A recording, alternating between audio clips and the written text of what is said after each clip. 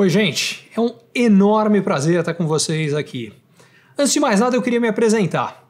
Talvez você me conheça das redes sociais, talvez do Manhattan Connection, talvez das muitas palestras que eu fiz Brasil e mundo afora nos últimos anos.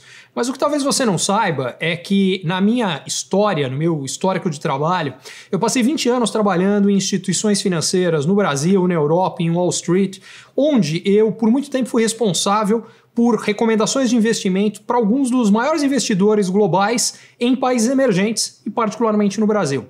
E essa experiência me ensinou muita coisa. Me ensinou como olhar ao que está acontecendo no mundo e correlacionar e ligar um monte de informações que às vezes parecem desconexas. E principalmente, a partir daí, tirar informações que ajudam na tomada de decisões. Tomada de decisão das nossas carreiras, dos nossos negócios, dos nossos investimentos, de como conseguir financiamento para um negócio. E é isso que eu pretendo trazer para vocês. Mostrar como fazer isso e, mais especificamente, como aplicar esse tipo de conhecimento exatamente no momento que a gente vive. E para fazer isso, nessa primeira aula, eu quero falar do que está acontecendo na economia do Brasil e no mundo. Pessoal, mensagem importante. Vocês devem estar vendo aí na sua tela um QR Code, que é por onde você tem que se inscrever para garantir de participar das 3 lives, para pegar as 3 aulas que eu vou dar aqui com você. Olha, se você estiver vendo no celular, não dá para você passar o QR Code se você está assistindo isso aqui no celular. Então o que você tem que fazer é entrar pelo link que você está olhando. Não deixe de fazer isso, que é a única forma de garantir que você possa participar das 3 aulas. Eu queria começar contando um pouco o que aconteceu no ano passado. O ano de 2020 foi um ano absolutamente atípico. Atípico porque a gente teve a pandemia do coronavírus, mas mais do que isso, porque a gente teve 2 coisas muito esquisitas. A primeira, a gente teve a maior, mais profunda, mais dura recessão econômica que a humanidade já viu. Só que ela foi também a mais curta. E na sequência, a gente teve e ainda está na mais forte recuperação econômica, pelo menos dos últimos 120 anos. Isso aconteceu no mundo inteiro e também no Brasil. E eu vou explicar por que isso aconteceu e quais são as consequências. Primeira coisa que é importante para a gente entender é que em períodos diferentes o mundo foi paralisado. Essa história começou na China, onde começou a pandemia do coronavírus. No caso específico da China, nos meses de dezembro e janeiro, a economia parou. Aliás, isso acabou levando o suprimento de matérias-primas para o mundo inteiro a ser interrompido e teve várias características e impactos negativos no resto do mundo. Mas o fato é que a economia chinesa colapsou no finalzinho de 2019 e no primeiro mês de 2020. Na sequência, o resto da Ásia começa a ser contaminada e a economia para também, principalmente nos meses de janeiro e fevereiro. A doença chega na Europa e, com ela, a paralisação econômica. A economia europeia, nos meses de fevereiro e março, ficou completamente paralisada. E depois chega nas Américas, incluindo no Brasil. Aí, a grande paralisação aconteceu nos meses de março e abril. No caso brasileiro, final de março e abril. Nesses 2 meses, o Brasil teve os piores resultados econômicos que nós já vimos. Talvez para pegar o caso mais marcante, o setor de automóveis teve uma queda de produção no mês de abril de mais de 99%. Você não entendeu errado. É exatamente isso. A produção do que antes era 100 passou a ser menos do que 1. Paralisação quase completa, mas não foi só o setor automotivo. Isso atingiu, em graus não exatamente iguais, mas toda a economia brasileira. A gente teve uma paralisação gigantesca. Só que aí, no Brasil e no resto do mundo, entraram em ação os maiores estímulos econômicos que a gente já viu. No caso específico brasileiro, esses estímulos em todos os países, eles têm 2 grandes focos. Um que é monetário e outro que é fiscal. O monetário vem através da redução da taxa de juros. Os juros caíram para os menores níveis da história e isso gerou uma expansão de crédito como a gente nunca tinha visto. Eu vou detalhar isso, principalmente quais são as consequências disso para o Brasil. Não só quais foram no ano passado, mas principalmente quais serão para este ano e as oportunidades que isso vai trazer. Mas antes de aprofundar esse tema, eu queria falar do outro lado, dos estímulos fiscais. O mais importante deles todos, o Programa de Auxílio Emergencial. Através dele, o governo brasileiro chegou a colocar mensalmente mais de 50 bilhões de reais a mais em circulação na economia. E mais do que isso, mais de 50 bilhões de reais no bolso de brasileiros, na grande maioria pobres. No auge, o programa chegou a beneficiar mais de 66 milhões de brasileiros e que vivem em lares onde, no total, há mais de 108 milhões de pessoas. Significa o seguinte, ou a renda pessoal ou a renda familiar de mais da metade dos brasileiros cresceu com o programa de auxílio. E renda de gente que, na maior parte, tem uma tendência a gastar a renda quando ela vem a mais, por uma razão muito simples. Tem um monte de coisa que esse pessoal precisa e gostaria de consumir, mas que não tinha dinheiro para isso. Quando o dinheiro aparece, ele se transforma em consumo. E quando ele se transforma em consumo, ele se transforma em venda de alguém, porque se alguém comprou alguma coisa, alguma empresa vendeu. E essa empresa que vendeu, por sua vez, ela que talvez fosse mandar embora alguém, deixa de mandar. Ou às vezes até contrata mais gente, porque ela está vendendo mais e precisando de mais gente para poder produzir, para poder entregar os produtos e serviços que ela faz. E o resultado é que esse dinheiro do auxílio emergencial, que se transformou em consumo, que se transformou em venda das empresas, acabou se transformando em contratações. E à medida que mais gente foi sendo contratada, mais gente passou a ter renda para poder consumir. Moral da história, a gente saiu do círculo vicioso da paralisação econômica para o círculo virtuoso da expansão do consumo. E isso levou que, a partir de maio, na economia brasileira, em todos os setores, o Brasil passou a ter, nos meses seguintes, a mais forte expansão econômica que nós já vimos. Para ser um pouquinho mais específico, no mundo inteiro, o PIB do segundo trimestre de 2020 teve a maior queda da história, mas também no Japão, na Europa, nos Estados Unidos e no Brasil, a gente teve no terceiro trimestre a maior taxa de crescimento que a economia já viu. O que tem de interessante é que alguém pode falar, tudo bem, Ricardo, só que quando chegou já em outubro, cortaram pela metade o valor do auxílio. E aí muita gente estava preocupada. Bom, se o programa de auxílio foi tão importante para estimular a economia, quando você reduz o programa de auxílio, a economia vai sentir. Só que não foi o que aconteceu. Não foi o que aconteceu por duas razões. A primeira das razões é que uma parte daquele estímulo que foi dado antes vira consumo depois. Porque quando a incerteza é muito grande, as pessoas ganharam mais renda, mas estavam com medo.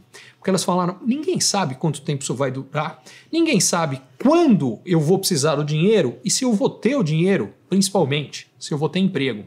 Pelo sim, pelo não, se eu estou recebendo esse programa de auxílio agora e falam que ele vai acabar, melhor guardar uma parte para depois. Então, uma parte do que foi recebido antes foi gasto no final do ano passado e também agora no começo desse ano. Isso aqui é importante, gente, porque o tamanho do programa de auxílio é um negócio descomunal. Para ser mais específico, em 9 meses, entre abril e dezembro, e mesmo cortando o valor do programa de auxílio pela metade de outubro até dezembro, o total de gastos com o programa de auxílio equivale a 10 anos de Bolsa Família. É muito dinheiro. O problema? O Brasil não tem esse dinheiro todo. Como é que a gente financiou todo esse gasto? Aumentando a dívida pública. O governo, assim como todos nós, quando não tem o dinheiro para poder realizar um determinado gasto, para realizar só tem um jeito. Busca dinheiro emprestado. Foi o que ele fez. Só que aí a dívida do governo começou a crescer muito. E o governo não é diferente de uma empresa e nem de uma família. Se você começa a dever cada vez mais, a dívida vai ficando tão grande que ela se torna impagável.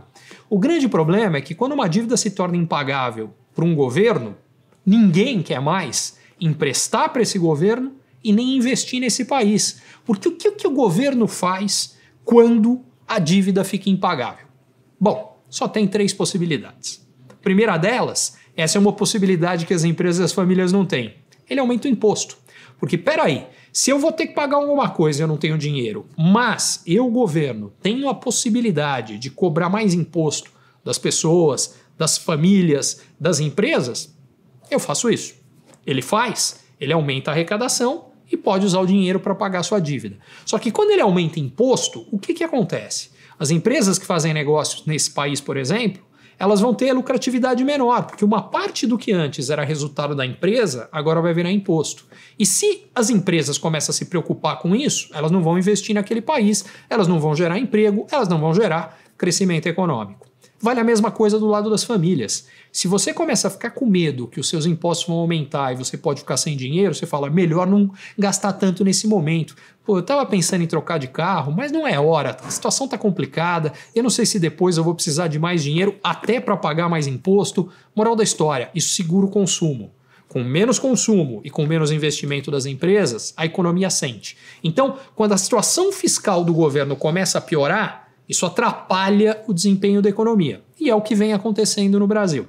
Agora, essa não é a única solução que o governo tem. Ele tem outras. Uma segunda solução que o governo tem, e que normalmente acontece quando a gente tem problemas de grande crescimento e endividamento, é você deixar a inflação subir. Porque o que a inflação faz? A inflação primeiro aumenta a arrecadação de impostos para só depois aumentar os gastos do governo. Por uma razão muito simples. Quando o preço dos produtos aumenta, o preço aumentou, as empresas estão vendendo produtos mais caros e, portanto, elas vão receber um valor maior. Como o imposto que as empresas pagam é baseado nesse faturamento que elas têm, subiu o faturamento, elas pagam mais imposto. Portanto, quando sobe a inflação, sobe a arrecadação de imposto do governo. É uma outra forma de aumentar imposto sem aumentar a alíquota do imposto. A inflação gera o que a gente chama, o jargão dos economistas, a gente chama isso de imposto inflacionário. E só depois que o governo vai ter aumento de gasto, porque depois que a inflação sobe, depois de algum tempo, um ano depois, vai ter dissídio, reajuste de salário, o funcionalismo público que o governo paga vai ficar mais caro, mas primeiro sobe o imposto, depois sobe o gasto do governo. Então, um dos riscos da gente deixar a dívida pública crescer muito e começar a ficar mais difícil financiar o governo é que o Brasil pode acabar com mais inflação. Mas ainda tem uma terceira possibilidade, que é o seguinte: bom, a dívida ficou muito grande, não paga, calote na dívida. Quando um país dá um calote na dívida, o que a gente tem é que todo mundo que investe naquele país perde dinheiro. Se os investidores começam a ter mais medo que isso pode acontecer no futuro, eles tiram o dinheiro daquele país. O investimento sobe e com ele some a geração de emprego. Então, a grande questão relacionada ao programa de auxílio é conseguir equacionar o lado positivo de curto prazo, que é a gente estimula a economia, ela fica mais forte, ela tem uma recuperação maior, com os riscos e efeitos negativos de longo prazo, que são uma piora da situação fiscal. Como é que a gente poderia equacionar essas duas coisas? Fazendo o seguinte: tendo o benefício do programa de auxílio, colocando dinheiro, mas cortando o gasto do governo em algum outro lugar para evitar que as contas públicas fiquem desequilibradas. Como fazer isso? Simples: reforma administrativa. Reforma administrativa faz exatamente isso. Ela corta os gastos do governo e, cortando os gastos do governo, ela permite que o governo não precise financiar os gastos do programa de auxílio se endividando. O que ele gastou a menos com o funcionalismo público é dinheiro que sobra para o programa de auxílio. Entre outras coisas, a reforma administrativa é uma questão de justiça no Brasil. Porque, na média, cada funcionário público no Brasil ganha o dobro do que o mesmo funcionário na iniciativa privada, com a mesma experiência, a mesma qualificação, realizando a mesma função, ganharia. Em outras palavras, todo mundo paga imposto, que é o que paga os salários do funcionalismo público. Só que aqueles que estão na iniciativa privada pagam para uma outra pessoa fazer a mesma coisa que ele, o dobro do que ele recebe. Não tem justiça nenhuma nisso. E aí é que entra a reforma administrativa. O governo mandou uma proposta de reforma administrativa que ajuda muito, mesmo estando muito longe do ideal. Por que ela está longe do ideal? Porque a proposta de reforma administrativa do governo deixou de fora dois grupos. O primeiro, grupos que o governo não quis comprar uma briga política. Então ele deixou de fora todos os funcionários do Legislativo, do Ministério Público, do Judiciário. Não tem justiça nenhuma porque estes deveriam ficar de fora e os outros serem incluídos. Mas talvez a parte mais grave é que, para não melindrar os atuais funcionários públicos, o governo deixou de fora todos os atuais funcionários públicos. A reforma só vale para quem for contratado depois que ela for aprovada. E, mais uma vez, não tem justiça nenhuma. Além do que, essas duas medidas reduzem muito a economia que o governo faz. Mas, ainda assim, mantida como está, a economia é enorme. Nos primeiros 10 anos, isso representaria uma economia de mais de 800 bilhões de reais. E, nos 20 anos, uma vez aprovada a reforma, mais de 2 trilhões de reais seriam economizados. Se, além disso, a gente incluísse esses grupos que estão fora, que seria coisa justa para se fazer, a economia poderia ser maior ainda. E aí, acabam as preocupações fiscais e continua com espaço para os estímulos econômicos que a gente está vendo. Vai acontecer? A gente ainda não sabe. Tem um monte de pontos de interrogação no meio do caminho, disputas políticas associadas aos grupos que vão controlar a presidência da Câmara, do Senado, como vai ficar. É muito cedo para ter certeza. Mas o que eu quero dizer com isso aqui é, tem um risco importante aqui? Tem. Se o Brasil não for capaz de desarmar essa bomba fiscal, todo o cenário positivo que eu vou mostrar para vocês, que é o mais provável, pode ir por água abaixo. Mas a gente tem todas as condições e instrumentos para conseguir fazer isso. É o primeiro grande recado que eu quero deixar. E como tudo isso impactou a economia brasileira no ano passado e principalmente, o que significa para esse ano? Como eu dizia, desde maio o Brasil passou a ter a mais forte recuperação econômica da história em todos os setores. O setor que foi pior na economia brasileira no ano passado foi o setor de serviços. E é fácil entender por quê. Vários dos subsetores de serviços foram paralisados quando a gente entrou em quarentena. Por exemplo, companhias aéreas, hotéis, setor de turismo em geral, em vários casos, vários momentos, setores de restaurantes, bares, escolas, tudo isso parou. E o impacto negativo foi brutal. Esse setor cresce desde maio, como todos os outros, o que significa que a gente tem pelo menos 7, 8 meses de crescimento consecutivo. Nunca na história o Brasil tinha tido tantos meses seguidos de crescimento consecutivo. Mas, com toda a recuperação, o setor de serviços ainda não tinha atingido em novembro, que é o último dado disponível, os níveis que eram pré-pandemia no mês de fevereiro. Quando a gente vai para o setor da indústria, o quadro é parecido, mas melhor. A indústria não apenas também cresce desde maio, mas com o que ela já cresceu desde maio, ela já em novembro estava acima dos níveis que nós tínhamos pré-pandemia. E se a recuperação da indústria foi mais forte do que no setor de serviços, no comércio foi mais forte ainda. O setor de comércio atingiu em novembro já, ele continua a crescer de lá para cá, o nível mais alto não apenas depois da pandemia, mas da história. Se a gente lembrar, o Brasil entrou no segundo mandato do governo da Dilma numa grave crise econômica, a economia colapsou e o resultado foi que até fevereiro, antes da pandemia, a gente ainda não tinha recuperado os níveis anteriores a 2014. Só para ter uma ideia, o nível mais alto de venda do comércio era de 2014, aliás, de produção da indústria também e dos serviços também.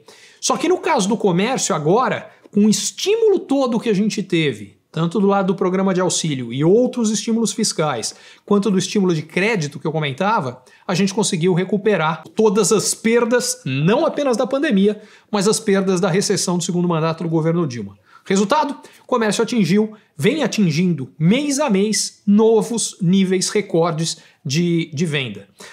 E se por sua vez o setor de comércio foi melhor do que a indústria e serviços, o agronegócio foi melhor ainda. No caso do agronegócio, a gente nunca chegou a ter uma grave crise, porque o agronegócio viveu uma coisa muito específica, muito particular, que é quando a crise ficou muito aguda, nos meses de março e de abril, o preço dos produtos que o Brasil exporta despencou em dólar. Em outras palavras, o que aconteceu? A economia mundial passou a ter uma crise grave e as pessoas passaram a comprar menos alimentos, da mesma forma que compraram menos petróleo, metais, minerais, e o preço de todas essas commodities cotado em dólar caiu, e caiu muito. Só que, ao mesmo tempo, o que houve é que os investidores ficaram muito mais preocupados e começaram a tirar o seu dinheiro de países considerados mais arriscados, e o Brasil infelizmente está nesse grupo, e levar para países considerados menos arriscados, particularmente para os Estados Unidos e para o mercado de títulos do Tesouro americano. Resultado disso aqui? a gente teve um movimento muito forte de dinheiro saindo do Brasil, dólares que basicamente tinham entrado no Brasil e se transformado em reais. Esses investidores brasileiros e estrangeiros pegaram os reais e compraram dólares. E aí eu vou contar um segredo para vocês. Economia é uma coisa muito fácil. Economia para gente de QI limitado que nem eu. Porque funciona assim. Se você entender uma única regra, você sabe tudo de economia. E essa regra se chama oferta e procura.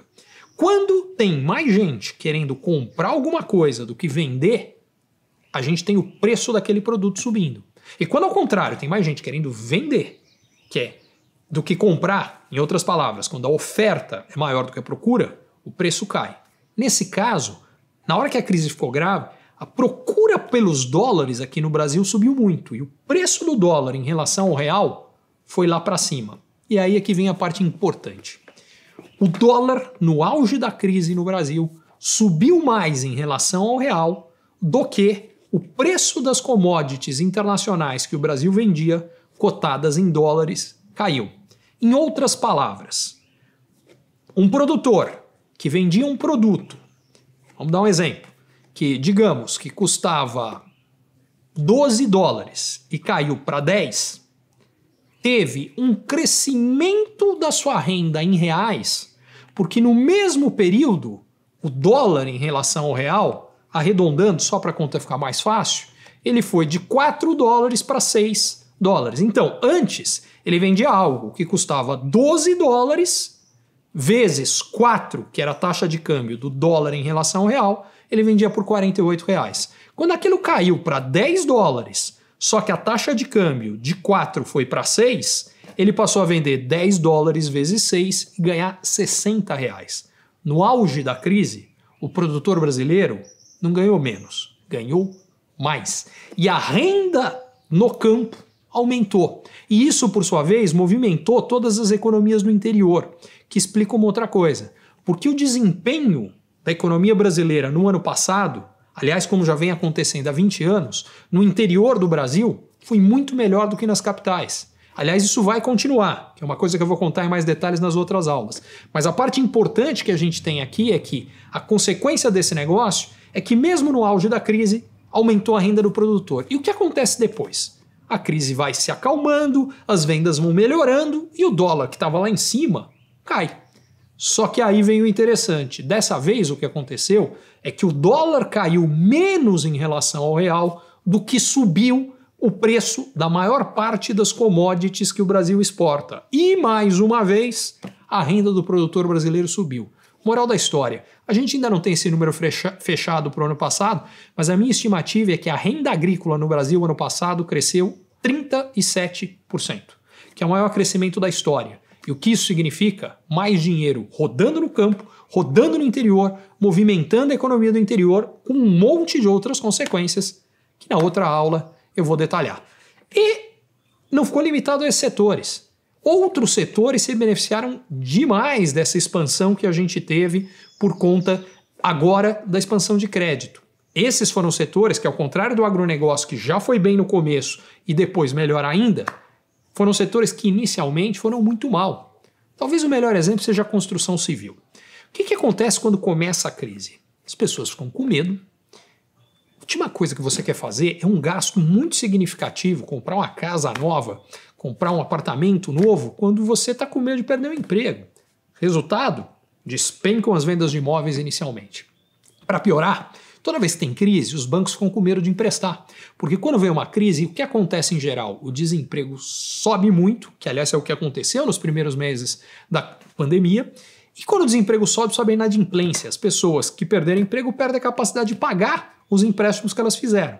As empresas vendem menos, e vendendo menos, elas têm menos receita para pagar os empréstimos que elas fizeram. Significa o seguinte, nas crises em geral, fica mais arriscado para os bancos emprestarem. E resultado, eles emprestam menos, têm menos crédito disponível. E foi exatamente o que aconteceu no começo dessa crise no Brasil.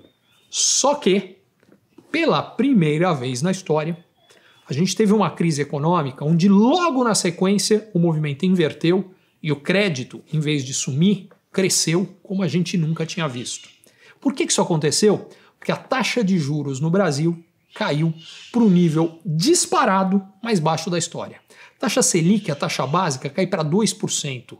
Cai muito perto de zero e abaixo da inflação. Aliás, em países desenvolvidos a taxa se tornou até negativa. Japão, Europa, há algum tempo tem taxa de juros negativa. O que significa taxa de juros negativa? Significa que ao invés de você investir e quando você vai receber você tem mais do que você investiu, você tem menos. Imagine investir num negócio que você vai lá, deixa seu dinheiro, coloca R$100 e vai buscar um ano depois e você sabe no dia que você investiu que você vai ter 99. Não é que não, o investimento deu errado, o investimento deu certo. Porque se ele der errado, isso é um investimento em renda fixa. Se ele der errado é que alguém não te pagou. Inclusive em casos de gente que talvez te deu calote. Por exemplo, taxa de juro para financiar o governo grego ficou negativa. Será que é um bom negócio você pagar para financiar o governo grego que há 6, 7 anos estava dando calote na sua dívida? Não, é um péssimo negócio. Aliás, isso explica uma outra coisa que eu vou detalhar mais para frente, que é, isso fez com que muita gente que antes colocava o dinheiro em renda fixa tenha que ter buscado outras alternativas. Resultado? Mais gente investindo em ações, em imóveis, em fundos imobiliários, em criptomoedas, em metais preciosos, em terra, tudo isso subindo muito de preço. Mas isso é uma conversa para uma outra aula. Por hora, o recado que eu queria deixar é, quando a gente teve aquela recuperação do emprego, que eu comentei antes, porque as pessoas começaram a consumir mais, as empresas a contratar mais, a inadimplência das pessoas físicas não subiu, ao contrário, em vários casos, até caiu. Das pessoas jurídicas, a mesma coisa. Inicialmente, houve um acordo entre as instituições financeiras e as empresas para prorrogar os prazos de pagamento. Mas como depois as vendas das empresas melhoraram, muito rapidamente elas voltaram, na grande maioria dos casos, a ter condição de pagar os seus empréstimos. Resultado, caiu a inadimplência, caiu a taxa básica de juro, os bancos, ao invés do que costuma acontecer logo após as crises, que é emprestar menos, passaram a emprestar mais. O crédito cresceu como nunca. Uma das modalidades onde a inadimplência caiu para o menor nível da história, crédito imobiliário. Quando a gente olha para os financiamentos da Caixa Econômica Federal, que é o principal credor do mercado imobiliário, nunca teve tão pouco crédito inadimplente. Resultado? Tivemos um crescimento da oferta de crédito como nunca tinha sido visto. E o resultado também é que há vários meses, não só todo mês a oferta de crédito imobiliário bate recorde, mas a taxa de crescimento em relação ao mesmo mês do ano anterior é cada vez maior. Com mais crédito, as vendas de imóveis começaram a bater recorde e os preços dos imóveis entrarem em recuperação. Mas isso eu também detalho mais para frente. Bom, hoje eu queria explicar por que a gente teve uma recessão tão grave o ano passado, principalmente porque a gente teve a recuperação mais forte da história da economia brasileira e começar a dar uma pincelada em alguns setores que já se beneficiaram e como essa economia veio mais forte. Bom, na nossa próxima aula, o que eu vou falar são das várias mudanças nos nossos hábitos, na nossa forma de viver, em padrão de consumo, como isso mexe com vários setores e como é que isso vai impactar a nossa vida a partir de 2021. E para a terceira aula, eu vou aprofundar nesses setores, qual vai ser o desempenho deles nesse ano de 2021. Bom, se você curtiu essa aula, não deixa de dar um like aí, principalmente compartilhar com gente que você acha que também pode aproveitar, marcar quem você achar que deve receber, porque quanto mais gente acompanhar isso com você, te dá a chance até de discutir e aproveitar essas oportunidades juntos. E para garantir que você não perca nenhuma aula, não deixa de se inscrever aqui no QR Code ou no link que você vê na descrição aqui no YouTube para que você receba todas as aulas que faz parte desse curso gratuito. Obrigado, deixa aqui também o seu feedback, o que você achou e a gente se vê na próxima aula.